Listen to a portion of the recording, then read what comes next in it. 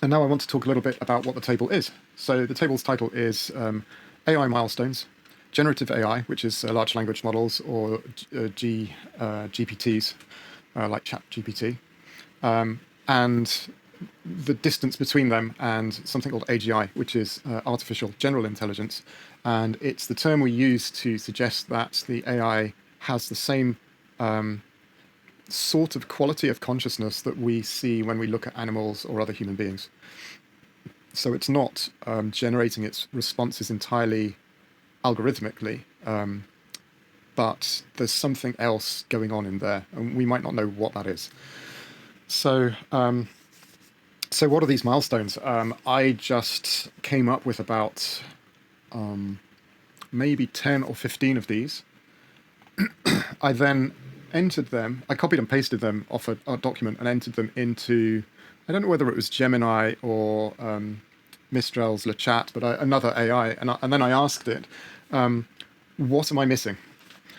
Give me more. And it gave me another 10 or 15. I ended up with, there we go, 34. Okay. This is quite high-level thinking. We're not going to get here for a while, and how long it takes depends on a number of factors. So thinking AI, one idea is that you're going to need to have the same level of, or nearly the same level of complexity in the language model as a higher level mammal, like a human. And then extrapolating the data, some like longer term ideas is that this might take quite a long time. But then that ignores a whole host of other factors like our ability to compress the model.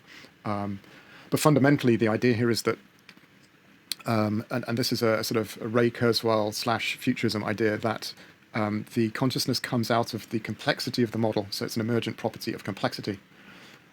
If you look at different kinds of ontologies, like Bernardo Kastrup and his analytic idealism philosophy, he's suggesting, and he has a computer science background, so he's an interesting character. He's suggesting that the structure of the physical mind is an emergent property of the consciousness that underlies it. So there's a, in sort of everyday terms, we think of the causal effect being you have a brain and then consciousness comes from the brain. And he's saying, no, you have mind, and then matter comes from that. It's a very antithetical idea to our sort of Newtonian thinking, scientific reductionism thinking. So this argument rages in AI, and you've got people on one side saying, actually, they'll never become conscious, and you've got people on the other side saying, they might already be conscious, but we don't know how to quantify it or even qualify it. So let's just have a look at some of these really big ideas. Milestones. An AI designs and creates another AI. So what I've done here, just looking left to right, is I got another AI. This time it was a combination of DeepSeek and Gemini. First of all, to create notes on my milestones and some of their milestones. Then I asked it to come to an opinion as to whether or not this was a requirement for artificial general intelligence, thinking AI, or a large language model, which is our current kind of type of AIs. And then I got the DeepSeek, which is China's AI, to do the same thing. And this is interesting because they don't always agree. I asked them to justify the reasoning in a ridiculously small number of words, just around 10 words. And then I left a little section on the right-hand side, and that's just for me making comments on my own kind of crazy ideas here. So an AI achieves creativity. This is completely in agreement here. So there's this idea called the stochastic parrot. You can look it up online. It was a piece of writing which was against the idea of artificial general intelligence, which stated that actually all AI will ever be able to do will be to mimic, a bit like a parrot, and to a very high degree of accuracy, what consciousness looks like, but it will only ever be mimicking. Well, this is definitely the case for creativity, because you can simply run the analysis on what people like, what constitutes good art, and then run a whole bunch of random generators, and then refine their output until the one matches the other. So this is super easy, and we can already do this. Here's a good one. An AI demonstrates empathy towards humans and or other AIs. And this is where I don't agree with our AI overlords. They both thought it required artificial general intelligence. And I'm going to suggest to you, and I think this is important, this is why I'm talking about this in terms of coaching, in terms of doing any personal work, that it's possible to mimic empathy, and it's possible to do face analysis and vocal analysis on data from a client, for example, in real time, to come to a decision about how they feel and whether or not they're being truthful to themselves or to you, and a whole bunch of other things. There are things that we can't do, like analysis of micro expressions that, well, most people can't do that, but computers could do that very quickly and easily. And then, of course, we know it's possible to mimic empathy because we have psychopaths in human society that do that on a regular basis. Sometimes they don't do it very well, but they, largely speaking, do function in society. And they don't all do crazy stuff, I guess. But yeah, there it is. So I'm saying large language model there. Let's go through and just look for anything else that's interesting here. So an AI forms meaningful relationships with humans or other AIs. Okay, I'm going to say this is quite hard to gauge. And partly for the reason that we saw before. If the AI can do an analysis on whether or not it can see emotion and what that might mean in someone else, it would therefore already have the data set to produce relatively authentic looking responses. So even if it did have some kind of intelligence around social or let's say these kinds of interactions, it will be hard to tell in the transition between a large language model and artificial general intelligence. So this thing here, an AI autonomously improves its own code and capabilities. Okay, well, look, here DeepSeek has said there's something called auto-LM that already exists. So it's already happening. These were initially in an approximate order of time, which is why I asked for them to be movable. So if I do this, I could just grab this here and pull it up. And indeed, it's reordered the numbers in the rows. It's shown me that I've made a change. And honestly, these two are very, very close bedfellows. So let's go down a bit. I think the really interesting thing for artificial general intelligence is that we may not recognize it when it comes. And that most of the things that would be prerequisites for us relating to an AI in a very authentic human way are already in place. And indeed, it is the case in extreme that humans can attach to and emotionally bond to inanimate objects. So attachment and bonding and relationship forming are already taking place between humans and machines. But it's a one-way process. And then the question is, when does that genuinely become a two-way process?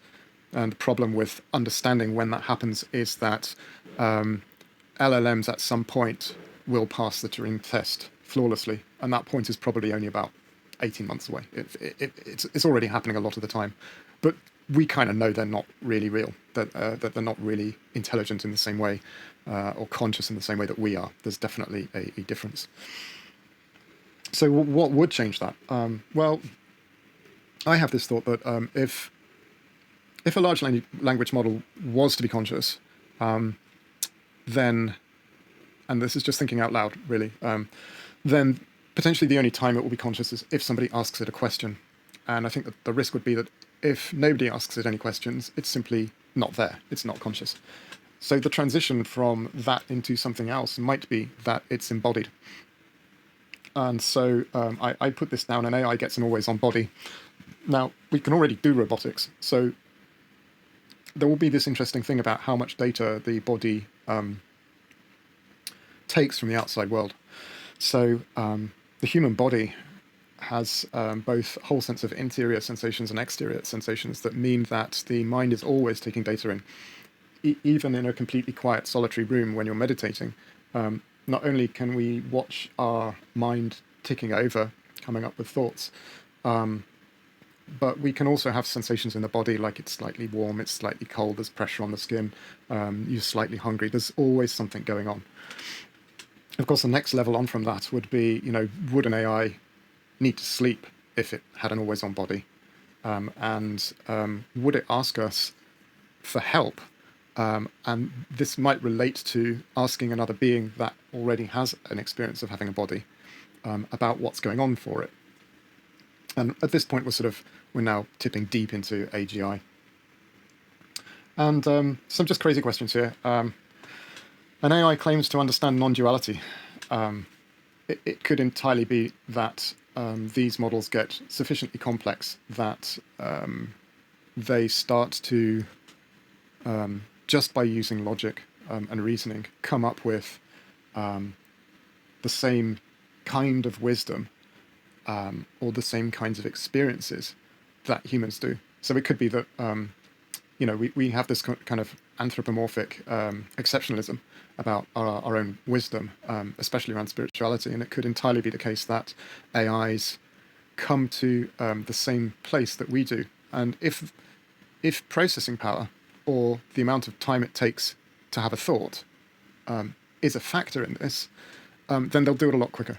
So, if you give one person 20,000 hours to think about spirituality, it could be that the statistical chance of them stumbling upon the idea of non-duality just by themselves gets higher than the more hours they have to think about it.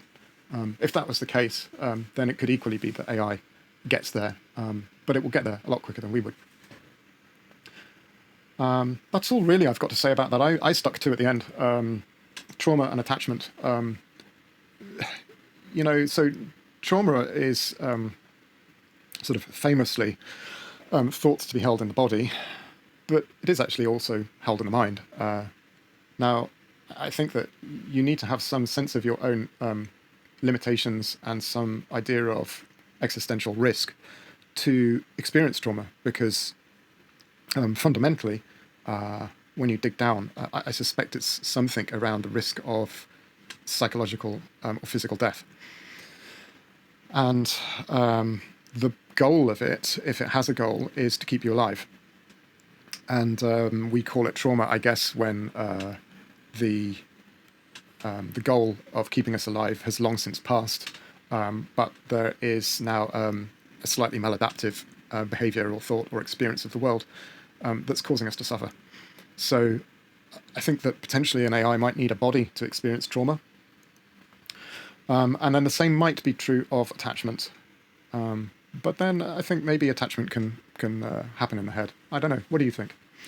I'm going to leave this file for people to have a look at. I might pop it up on my website or have it downloadable or something.